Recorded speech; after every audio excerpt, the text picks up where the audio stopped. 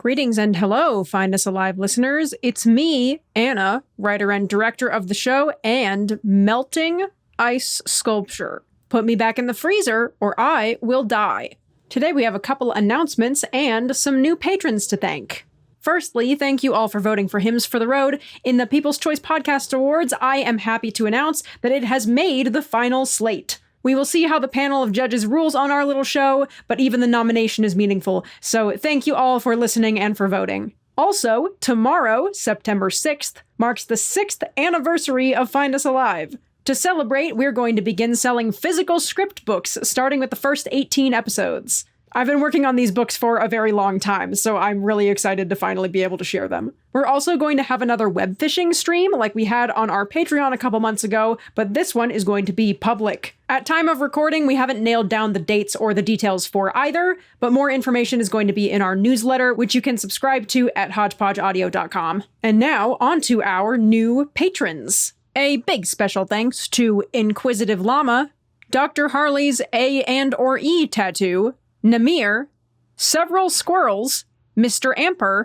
Jack Slash, and Osakanator. Thank you so much for supporting us. You make this show and many others continue to be possible. If you want to hear your name at the start of an episode or get other cool stuff like ad-free downloads, merch, and more, consider supporting us at patreon.com/hodgepodgeaudio. You can also give a one-time donation at hodgepodgeaudio.com. That's patreon.com/hodgepodgeaudio. Thank you so much and enjoy the episode.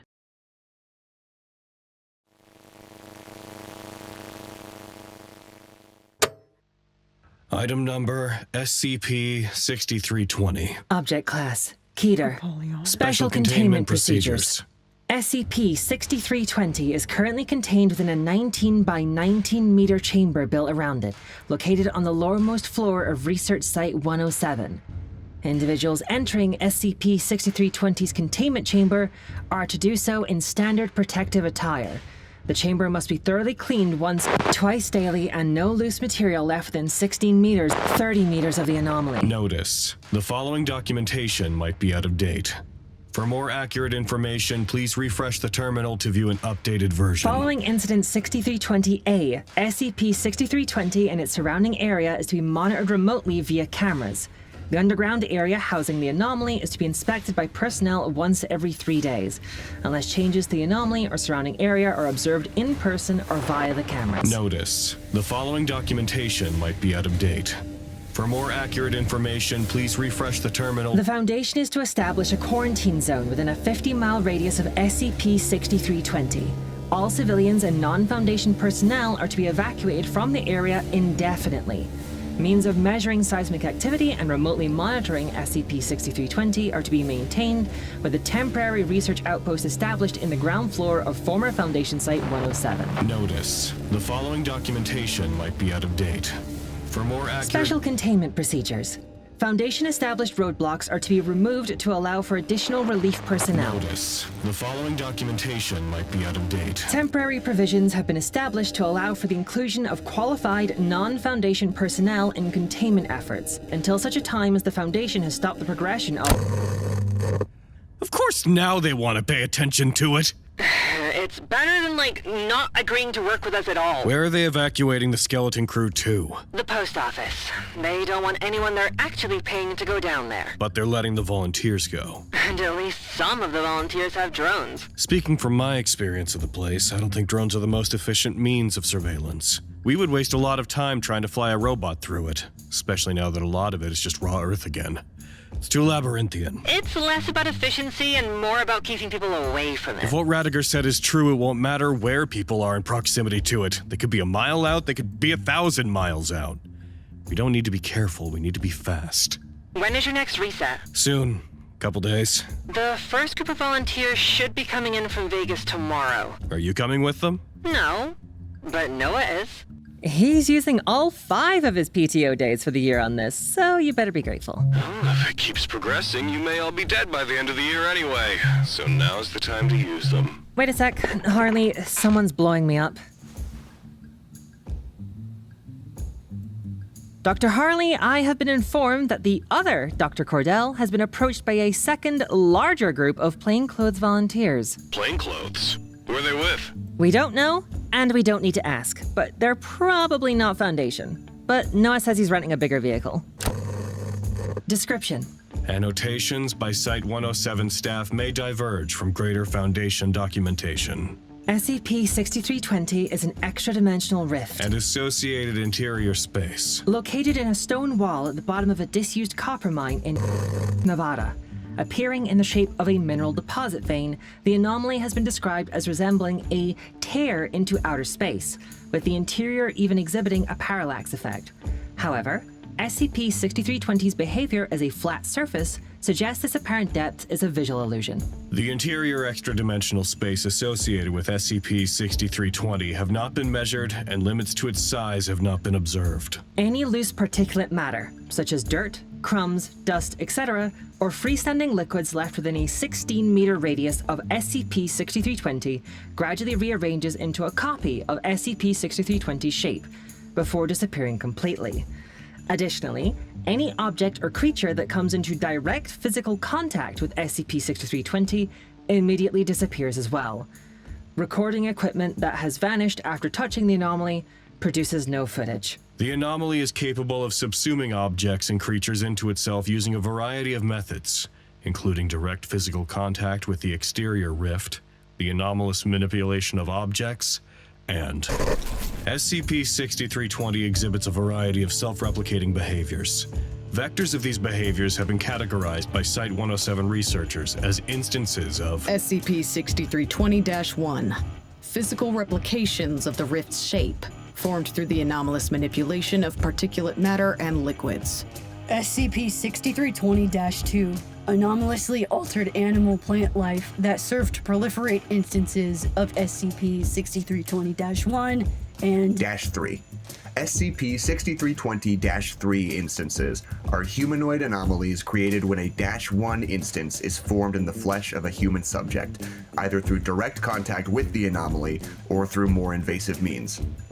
-3 instances serve to perpetuate -1 instances and to create additional -3 instances, as humanoid motor skills are the most efficient means of replicating the anomaly. Self-replications formed inside SCP-6320's extra-dimensional space prevent the anomaly from seeking external. We don't know that. You saw what I saw. But we don't know it's connected to the earthquakes. We aren't getting the earthquakes. We shouldn't go back just to die. Nobody's going to die. They could use our help out there to fix it. Harley can't get enough info out all by himself. We shouldn't leave. We aren't going to give up escaping because of one hypothesis, Raddagher. Even with all the new information, we're still facing fewer unknowns out there than we are in here. And if you're correct, if we stay, we could be abandoning everybody. Everyone I care about is in here. People that you care about have other people they care about too. If you really care about us, you'll care about them. How much longer? The first group already left, so they'll be there tonight, but the shipment is going to take 3 more days. Why is it going to take so long? Hard to transport explosives. Even harder to scrape together when we're technically not supposed to be using them like this. It's not like we can submit an equipment requisition. What about with the unusual instance unit? Aren't some of them down there? Yes, but we're keeping ourselves in the dark about who's who. As far as I'm concerned, everybody's a Foundation volunteer. I wonder if we've picked up any, stragglers, from even more outside groups? It's possible. The human-centric groups, at least. I'm sure we would be able to tell if one of our volunteers was from the circus. And it's possible we might be able to secure an explosive shipment from the UIU. If their agents are among us, they would have heard us talking about the detonation, which means they know we need supplies. Update me on the relief supplies, too. We have a plan to raid the town's restaurants and grocery stores for non-perishables. What we can scavenge from the school and hospital, we'll get from Reno. And, one of the civilians that left with the first caravan is in possession of a very unmarked, very black credit card. I thought Marshall, Carter, and Dark pulled out of the deal after Site 01 put out the temporary reinstatement notice for 107. That was their official statement, yes. Someone else has big money, then. Either big racks or magic that passes as racks. I'll let Harley know that we'll be detonating the rift in 4 days, to be safe. 4 days. Love you. Love you, too. History. SCP-6320 was discovered in 1997 by Foundation agents investigating online reports of unusual activity within a local abandoned copper mine. Word of the mine appeared on an online forum dedicated to urban exploration, particularly of supposedly haunted locations. According to a local teenager posting on the forums, the mine shaft reconfigured itself between visits, making mapping and proper exploration impossible. Foundation investigation of the town found more reports of a similar nature. Later observations by Foundation researchers found the apparent reconfiguration to be a cognitive effect, not a literal physical change in the structure. After spreading online disinformation that the activity within the mine was a hoax, the Foundation began construction of Site 107 in 2004, under the guise of a geological survey corporation. The original intention was to expand the site into a hub for researching dimensional anomalies. This plan fell through due to lack of funding and available personnel. Talk to me. We got volunteers on site. Yeah? They found the other half of the reality anchor. Oh? Its reading is connected. The same as ours. We think most of them are with Wilson's, but it's hard to tell. Although one of them has an accent. Something like Midwestern, Noah thinks. I'm sure Wilson's draws from many places. It's possible. And the anchor? They walked it like a quarter mile from where we found it, and it's still connected. We're testing the limit. Where did you find it? You know the little guard house thing by the parking lot? That's where they put it? Yeah, it was in the concrete foundation. It had its own little pocket. It looks like it was built in when the site was constructed. Security is helping cut our wall open so we can access ours. I can't believe you managed to even find that. How close are we to the detonation? They're setting it up right now. Tomorrow we can... Oh, Noah says it disconnected. How far? 1.5 miles. Security, has it disconnected? Yeah. Isn't that bad? Love? I'm helping security. I need something to do. Leave me alone. When did it disconnect? Like a minute ago? Cordell? Yeah, I'm on the phone with them. Okay, walk it back. It's back again. Excellent. Don't we want it to stay connected? Yes, but if the two halves of the reality anchor have a finite distance they can travel from each other before disconnecting, it means that when they are connected, the outside half is within 1.5 miles of this specific Site 107. You never moved positions. You just moved realities. Harley? They're done cutting the wall open. What do I do now? Harley?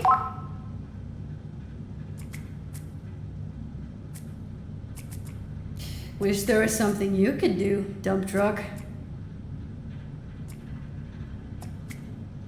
Hey, Klein? You need help with anything? Not right now. Just stand by, all right? Yeah, sure. Whatever. If it was 3 months ago, you would have needed my help. Klein said you wanted to help. You could help me in the office. Hello? Nari?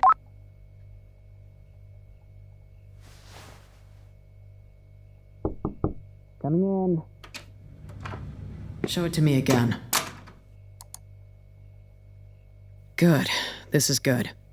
If this works, we're safe from retaliation. We can't do the detonation. Because if we can't see any sign of it before the shift and the quakes didn't start until recently, something about our presence is causing them. And that's proof that helping us escape was the correct call. They can't hold that against us if we were the ones telling them how to save the world. Klein. I heard you, Raddagher. I'm just ignoring you. They're going to detonate it, and I'm not going to say anything to stop them. We need to stay inside. We could be making it worse. Not doing anything is making it worse. We finally have a solid hypothesis for what caused the shift, thanks to you, by the way. 6320 got us to make an anamorphic -1 out of a building, without anyone noticing until it was too late. I don't want to find out the hard way what it's using to make a bigger one. Are you crying? Talk to me. I can't lose her. Raddagher, I think you already have. She was talking to me before, you know. Telling me all about how she couldn't get you to pay attention to her or hang out with her. I was... And then she stopped. A couple days ago. She hasn't mentioned it since. Maybe she went to Lancaster instead.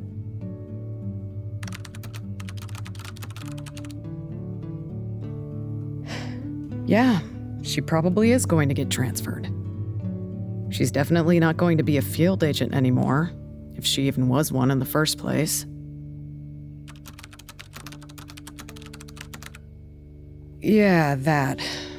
I don't know how they'll deal with that. She'll probably get laid off, honestly.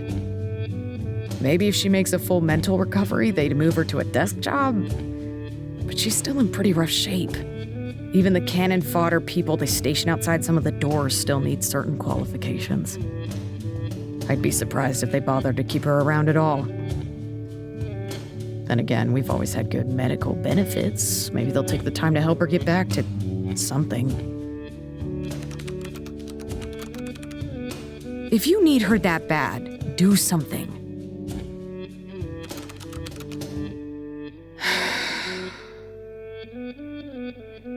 A couple years ago, I had something with someone. She was everything to me. I thought we were some kind of power couple. But she was so scared all the time. Scared we were gonna break the rules. Scared I was gonna break different rules. Scared we were gonna die in some kind of horrible containment breach. Little justified for that last one. But it was a problem. And it got between us. I just waited and waited for her to do something. I just wanted her to make a move. Make it official. And she didn't.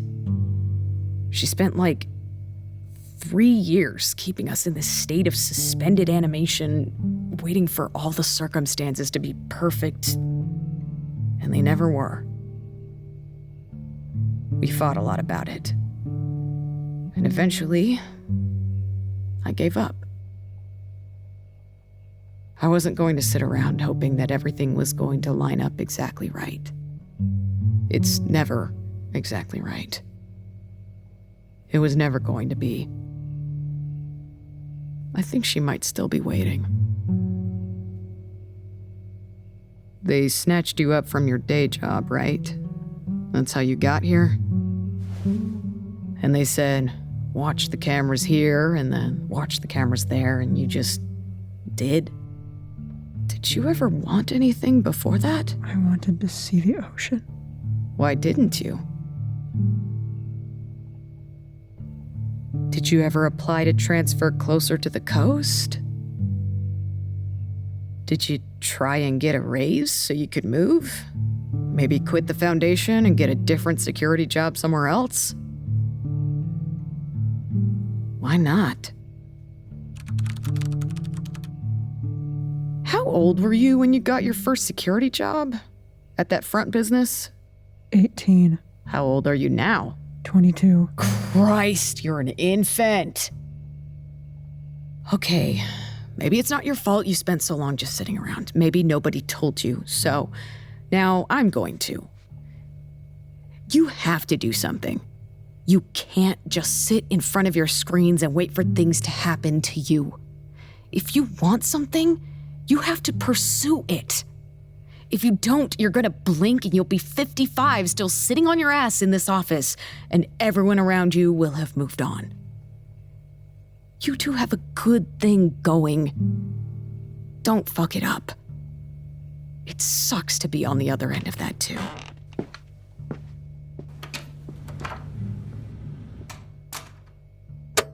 Attention Site 107.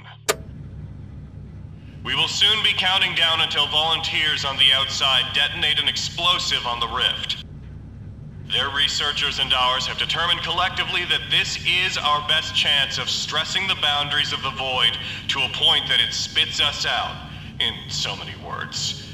We are anticipating escape in some form. What follows is our evacuation plan, operating under the assumption that shifting out will look similar to shifting in. Before Before and during the exterior detonation, all personnel on site will remain in the containment cells in BH, as these are the parts of the building most resistant to damage or collapse. Helmets and other protective equipment are to be assigned to members of the staff deemed most physically vulnerable, including Dr. Gravitt and anyone physically disabled in the BC-2 collapse. I will remain in my office to retain best contact with Site-64. Upon escape, we will collectively comply with orders from the relief effort on the outside, until such a time as the safety of all of us is confirmed.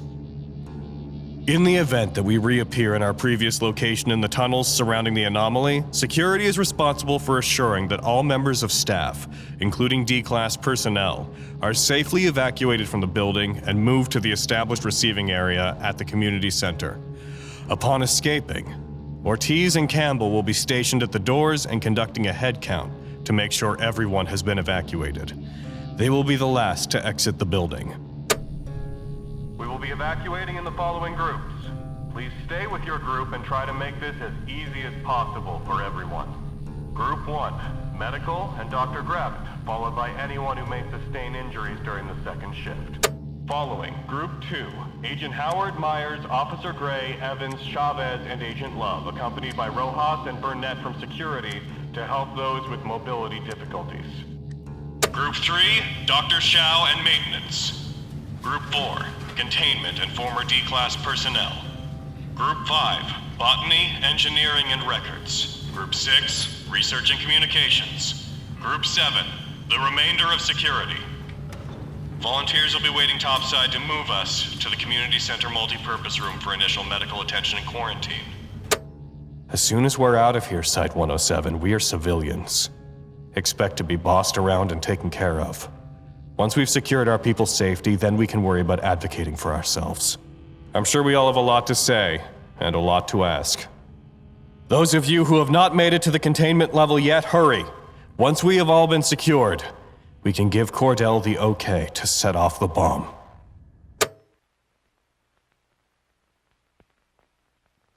Explosives armed. Are you ready? Klein? That's 90. We're ready. We're ready. Okay, love. Count me down. 30, 28, 27, 26, 25, 24, 23, 22, 21, 20, 19, 18, 17, 16, 15, 14, 13, 12, 11, 10, 9, 8, 7, 6, 5, 4, 3, 2, 1, 0.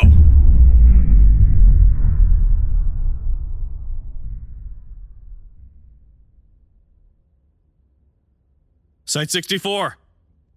Cordell?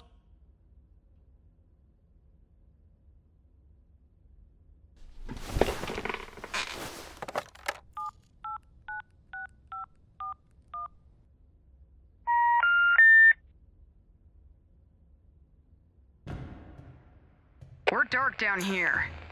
Did it work? Dark up here, too. Does anybody have signal? Service of any kind?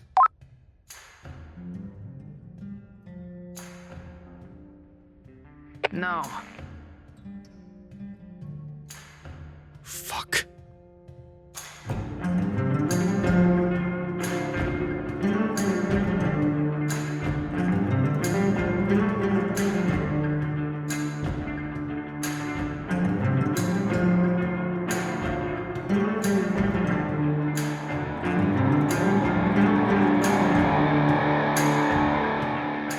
Episode 61 was written and produced by Anna Maguire.